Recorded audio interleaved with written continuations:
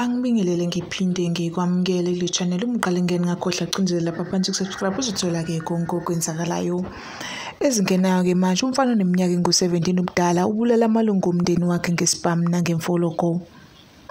Umfana oneminyaka engu-17 ubudala ubulala amalungu omndeni wakhe ngesibhamu nangemfoloko yasengadini.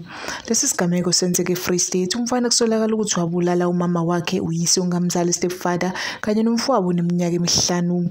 Kusolakala ukuthi lesi sigameko satholwa ngonogada bomphakathi abangazange bambona umnikazi wemoto ngesikhathi bematasa bebheka ngomhla zingu-23 kuMasingana wezi-2024. Onogada bomphakathi babimisa imoto ebinabantu abalinganiselwa kwabahlanu phakathi. Kuthe uma befika emotweni bathola ukuthi ngumfana oneminyaka engu-17 ubudala owayishayela imoto kayise ongamzali. Onogada bomphakathi bahamba bawuhlola endlini bafica kukhona abantu abagcwele igazi. Kubulawa ubaba, unina kanye nomfowabo oneminyaka emihlanu ubudala ngemfoloko. Laba abadala ababili babulawa ngesibhamu.